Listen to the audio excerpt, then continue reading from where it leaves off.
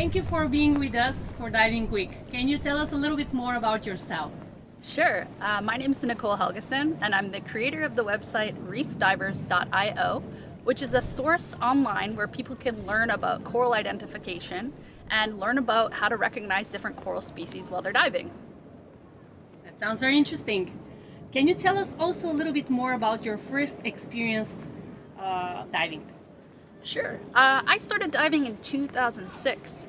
And actually, I started working in a dive center just teaching snorkeling. Well, not teaching, but I was doing a guide for snorkeling boats. And it took about 6 months for someone to convince me to go diving.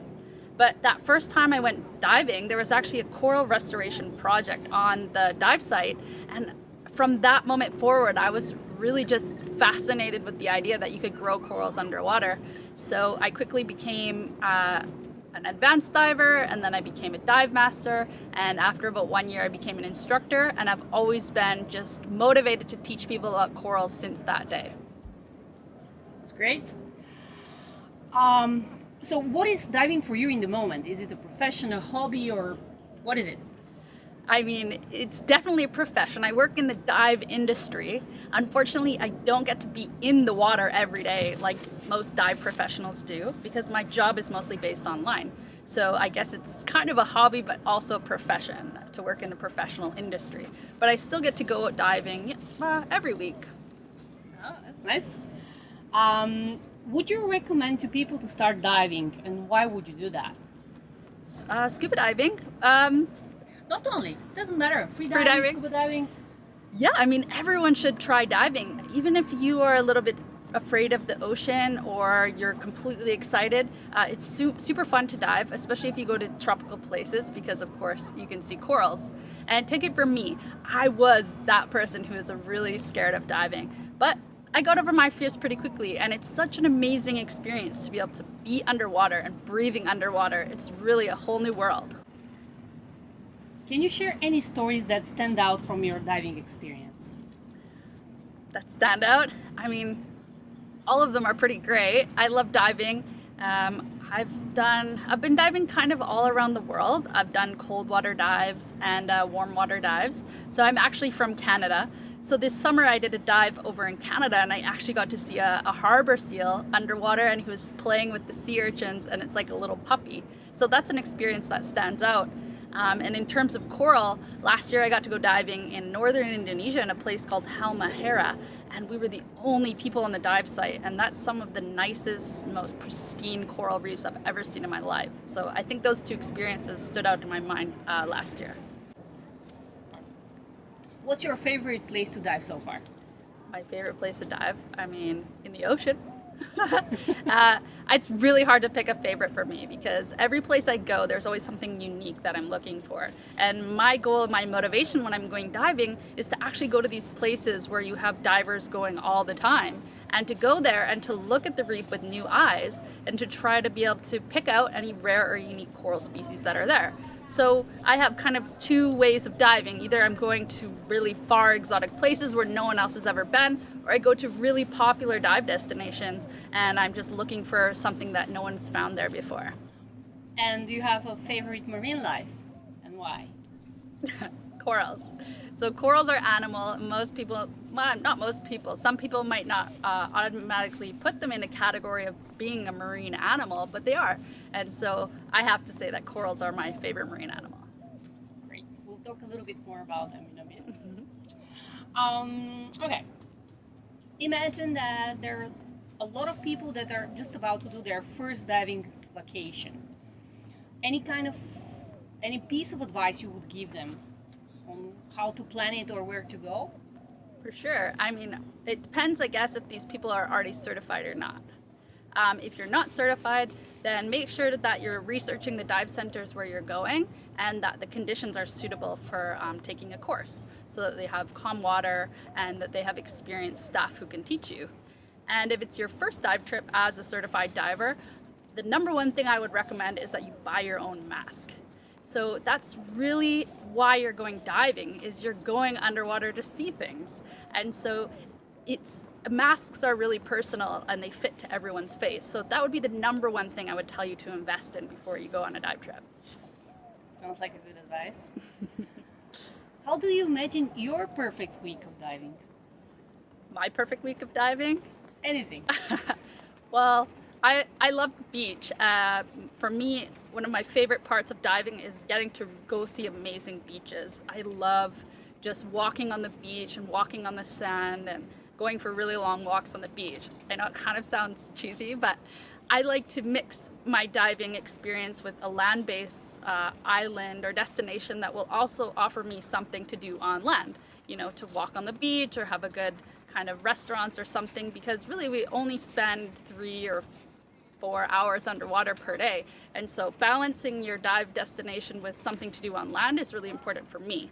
But everyone can be different, because I get to dive a lot and I've been diving for a long time, so I'm not really too focused on dive. So for me, a nice balance between what's on land and underwater is what's really important. Awesome. Okay, that's a kind of a hard one. How do you see the diving world to evolve in the future? The diving world. I mean, it's not a hard question for me, because for me, what I'm really trying to emphasize in the dive industry right now is this idea of coral spotting and this idea of diving with the intention to see coral reefs.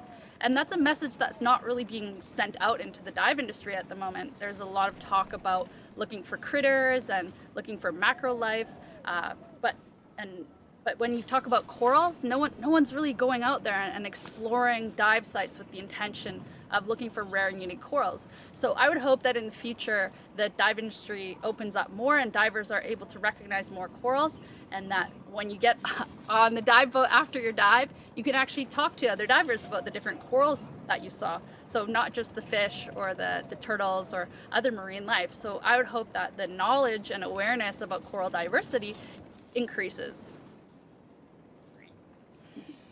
Whoa, let's get into your talking about your main passion about corals. Oh, you couldn't tell already. Okay, how did it all started for you? Sure, yeah. I mean, I kind of touched on that in the beginning. So that's really how it started. So I was living in the Dominican Republic. I moved there when I was 19, so just after high school. But before that, I was living in Canada and I was working as a gardener. And I really loved to garden. I was working with rose gardens and fancy gardens. And I also grew up on a farm. My grandparents have a farm. So my whole life, I've been an avid gardener. And so when I took that first dive and I could see that you could grow corals underwater like a garden, that's what really made the connection for me. I mean, I'm from Canada. I didn't know anything about corals. I didn't know anything about the ocean. I was afraid to go in it. But that moment of just seeing the coral nursery and just making that connection between gardening underwater, that's it. I knew that's what I needed to do for the rest of my life. And that was in 2006. So I've basically followed that passion and that stream of ideas since then, and it's led me to great places. That's great. I'm sure there are lots of things that we all don't know about corals. Can you tell us a little bit more about the types or any interesting facts around corals? Sure. It's especially interesting to learn about corals here in Indonesia, where we are, because we're kind of in the middle of what's called the Coral Triangle. And this is the area with the biggest biodiversity of corals in the world. And here I focus mostly on hard corals, and here you can find over 670 species of hard corals. But what's interesting is when you ask a diver to name a coral, most of the time they might be able to name like a staghorn coral or a brain coral, which are interesting growth forms, but their knowledge doesn't extend beyond that point. And so I go around and I give these presentations about corals, and I guess just quick introduction is, corals are a living animal, and most of them live in a colony, although there can be some that are a single polyp. And so corals are diverse, and sometimes I think about this idea of the word coral reef, and I think the word coral reef is far too general to describe the diversity and abundance of life. And so it's really interesting when you start diving into the idea of coral spotting and how you can recognize different coral species. And what we're doing here in Indonesia and through my own website is we're teaching people really, really simple ways that they can start identifying corals by looking at the growth forms and then moving further along to different genuses. That's fantastic. Okay, well, tell us a little bit more about your new projects. Oh, sure. So my first project is this website. It's called reefdivers.io. So it's dedicated to scuba divers that want to learn more about corals. And actually, I just celebrated 3 years of having this website. And so this is like an online source where we have free information. Anyone can go there, and you have different articles about recognizing corals, or as I mentioned before, articles I call coral spotting in different areas. So when I travel to popular places, maybe like the Gillies or to Sulawesi, I kind of dive into those popular dive sites and show you how to recognize some of the corals that are there. And so that's my ongoing project, reefdivers.io. You can find us online or on social media. And recently, as of last year, I was asked to join another project here in Bali called Ocean Gardener. And what Ocean Gardener is it's a nonprofit organization dedicated to teaching people about corals. And we've developed a course for scuba divers called the Ocean Gardener Coral Diver, where you can learn some of these things. You can learn how you can work with an instructor, and you can learn to identify different corals.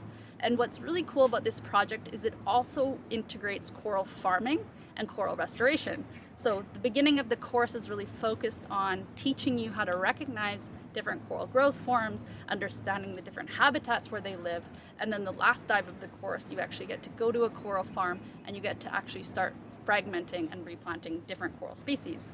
And what's really interesting is right now we're in Sanur, and this is the location of our newest project. And here in Sanur, we actually have a soft coral farm. And it's one of the only places in the world that's using soft coral farming for restoration. How can we join such a project? Well, we have our website, oceangardener.org, or our different Facebook and social media groups.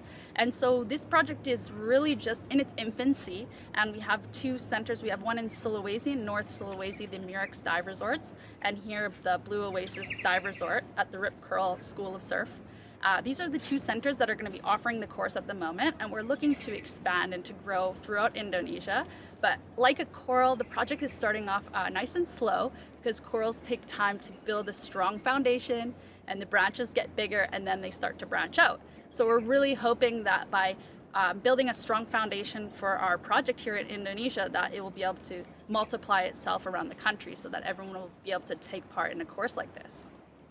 Sounds fantastic. I would love to join. Yeah. And actually, like, do you need to have any kind of skills as a diver, particular type of skills, in order to join? Not really. You just need to be a certified diver. Open water or scuba diver level is fine. We would like that our divers have good buoyancy. So that's really important when you're diving above a coral reef, is to have good buoyancy. And one of the things that we mention in the course is being aware of where your fins are. And it's very, even me, I have to look back and make sure that I'm not kicking something. Or if I'm in a muck dive, I make sure that I'm not kicking the sand. And I always make sure to tell my buddies, hey, if you see my fins on the sand or getting too close, don't be afraid to tell me. And so that's something we emphasize in the course, having good buoyancy and not being afraid to tell your buddy, hey, your fins are a little bit too close to that coral. So those are the only requirements, just a willingness to learn something new and good buoyancy. Fantastic. Any message you would like to leave to the audience of Diving Week? Sure. Yeah, thank you for having me on Diving Week. I'm really interested in hearing from everyone and hearing your questions about corals. I think that corals are super interesting, and as I mentioned before, the word coral reef is far too general to describe the diversity and abundance of life. And I really feel that through our program Ocean Gardener, or through reading our free articles on reef divers, your perception of the underwater landscape is able to evolve once you learn to recognize these species. And it can be really easy. For example, we have the one genus Acropora. It's the branching coral that most people recognize. And there's over 120 species of Acropora, but there's one common characteristic that sets them all together, is they all have the hole in the tip of their branch. And so by doing this course and by learning these little bits of information, already that number of 672 species doesn't seem so overwhelming, because now you're able to package all the different genuses of coral in these little common characteristics, and it really does happen. Your perception of the underwater landscape evolves. and you're able to see the reef with new eyes. So I really encourage everyone, check out the website reefdivers.io and find us on Facebook or whatever social media platform you prefer. And check out the Ocean Gardener program, and you'll find lots of helpful and fun information where you can learn about corals. I guess the last thing that I want to say is just, thank you for creating this conference, the online diving week conference. It's a great idea. I often attend these different dive shows around the world, and I think about my carbon footprint getting on the airplane all the time. So it's really interesting to have an online forum where we can all talk about diving and connect that way without having to get on a plane to do so. So thank you.